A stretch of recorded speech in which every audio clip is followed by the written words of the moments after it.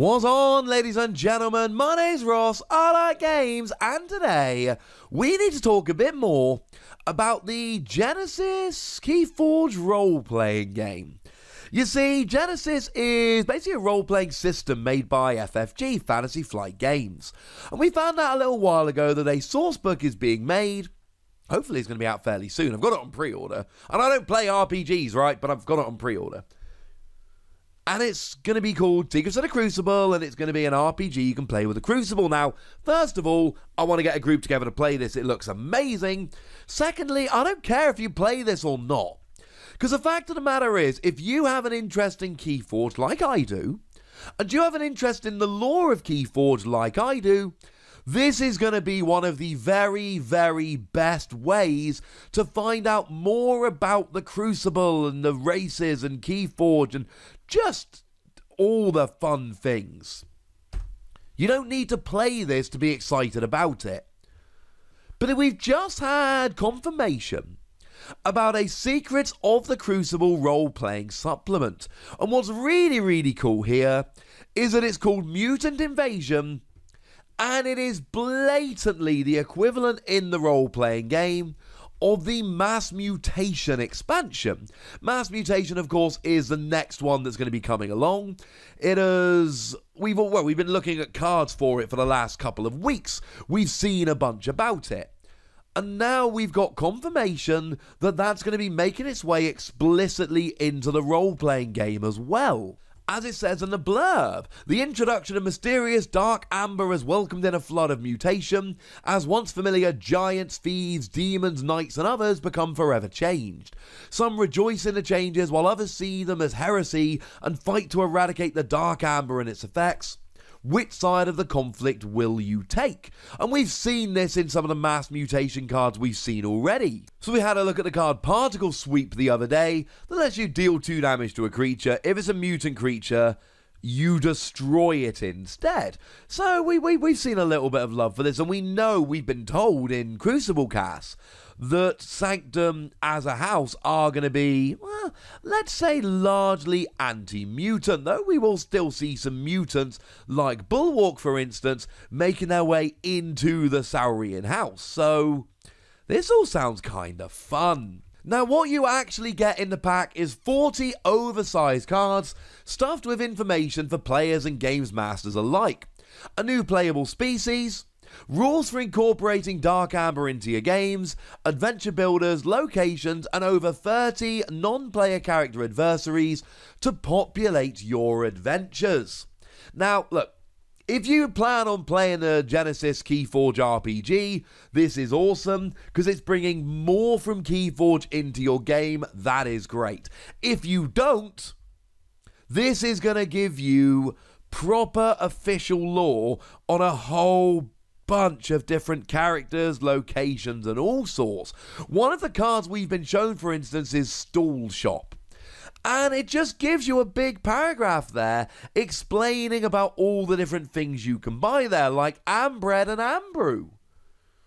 Presumably bread and coffee, kind of, instilled with amber. Jack's Berries, deep fried, photons, Tron juice. Just really cool facts about Keyforge. But they also give us a little bit of information about a brand new race, the Proxy Man. Now, I say brand new race, because actually we've seen about the Proxy Man before. You see, Psi Officer King Khan of the Grand Star Alliance is a Proxy Man. Came around in Worlds Collide when the Grand Star Alliance were introduced, and it's an elusive creature that after a player chooses an active house which matches no cards in play, you steal an amber. But something I find extremely interesting here, if we have a look at Special Agent Fingers, clearly, that is a Shadows creature. Supposed to be a Shadows creature. Now remember that the Grand Star Alliance is essentially an alliance, how to figure that, made up of basically all different races. So it shouldn't necessarily surprise you to see a random Shadows creature popping up in the Grand Star Alliance. What I find super interesting here is this basically trying to tell us that King Khan is from a house we haven't seen yet. In the same way that Fingers came in as a Shadows creature, surely King Khan could be a house we haven't seen yet creature who just happens to come into the Grand Star Alliance as a one-off. Certainly, I find it extremely interesting that in this reveal of the supplement, they do go to a lot of effort to really point out the Proxyman. This species has been seen on the Crucible for at least several millennia and is thought to hail from the Alpha Centauri system. Proxymans, note not Proxymen, have a symmetrical, largely humanoid appearance and evolved neuroaccelerant glands within their twin cranial protrusions, allowing Proxymans to quickly process sensory information and determine the best way to react when prey or deadlier predators are detected. While they are not as strong as other species due to their homeworld's lower gravity, Proxymans are true survivors and not to be underestimated. And again, if we have a look at the Psi Officer King Khan card, 2 power 0 armor, not strong, but it's got elusive, which does fit with the whole survivor theme. If you're a player who wants to excel at detecting and dealing with dangers, the Proxymans might be the perfect species for you. And we got a lovely look at the Psi Officer King Khan artwork there. So, are we going to be seeing more of the Proxymans in Keyforge in the card game? I think it's probably fair to assume that we will. Now, it does make it clear in the reveal that the bulk of the role-playing supplement will be used for the 30 NPCs, non-player characters, that Games Masters can use to fill their adventures. And they don't give you too much. They do mention Niffle-apes, a tribe of Niffle Queens, or Niffle Kong, which is interesting as Niffle Kong has not actually been revealed yet. Niffle Kong, well, I don't really know. A Polish version of it has come out, right? We can see it in Polish. So we know that Niffle Kong is a thing because we've seen Polish Niffle Kong. Presumably, this means that Niffle Grounds might also be a location. Again, there's no confirmation of this, but it makes sense if they're bringing the Niffle creatures in, that Niffle Grounds, the essentially location of them, would be in the game as well. And Niffle Kong in the game? That's interesting to me. Massive creatures are new in Mass Mutation. It's kind of interesting to me that they're already bringing these in with this new set, with this new expansion to the role-playing game. This is kind of cool. Now, they do actually give you, the most we see here is actually about Bad Penny. They've showed us the Bad Penny card in all of its glory, the only card, incidentally, where they have just shown us a clear image front and back. So Bad Penny, she's known in the elf community as a skilled cat purse. She usually operates on her own, so no one knows how she somehow gets out of scrapes that other shadows don't return from. She also has a reputation for pilfering items just as another thief was about to steal them, something she denies. Seems like a no-go in the thief community. Of late, she's gotten even better as Dark Amber allows her a marvellous tale. Just a thing for second story work. Now, I'm going to be honest with you here. This is the one bit of the reveal that confuses me. Because we were told, in terms of Mass Mutation, Bad Penny does not exist in the Mass Mutation world other than as a legacy card. It's Rad Penny. Rad Penny exists.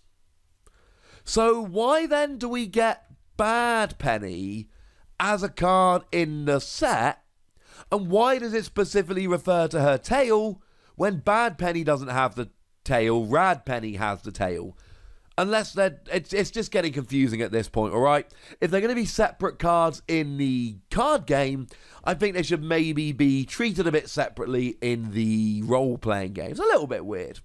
Now, we also have a huge amount of information there that without a deeper dive into the source book, is not going to make a huge amount of sense to everyone. While doing a job, the PCs find Penny is also after the same item. Penny is out to steal an item or burglar a location that PC's player characters are guarding or possess, and she teases them periodically by placing notes under the item or within locked rooms. A totally legitimate business leader hires the PCs to retrieve an item that Penny has stolen, or to locate her so they can chat. So that shows you how she actually comes into the game as it was. And then there's just a whole bunch of stats and keywords and all that we don't really have time to get into today. But this sounds amazing. Like, I adore this. I mean, this is going to be a day one pre-order for me regardless. No issues there at all. Because one of two things is going to be true about this, right? Either you're a Keyforge fan that has no interest in playing RPGs, in which case, brilliant, this gives you a whole bunch more lore and information about Keyforge, or you are interested in the RPG, and this brings so many more cool Keyforge stuff in there. Something like Boss Zarek, who we've not actually seen so far, but presumably is going to be in Mass Mutation. One would imagine that that character will be. I suppose if you just like Keyforge mechanically as a card game and have no interest whatsoever in the lore behind it, then yes, you can ignore this, but for everybody else, good news all round. And I'd like to hear from you guys at this point. Is this something you're excited about? Is this something you're interested in? Is this going to be something you're pre-ordering? Is this going to be something you pick up later? Or are you going to be ignoring it? If you're buying the source book, are you going to buy this as well? Or are some of you going to be content to just buy the source book and not go and get this? Let me know in the comment section. Go nuts! Be nice. And then make sure you like this video, subscribe to this channel, follow me on Twitter at the Wossy. That's where we talk Keyforge and a whole bunch of other games. And do please consider checking out patreon.com/PTCGradio, where you can support the channel, get some bonus podcasts, all kinds of fun things. But by far the most important thing, as always, look after yourselves till next time, would you? Thank you very much for watching. My name's Ross, and you've been watching Wossy Plays.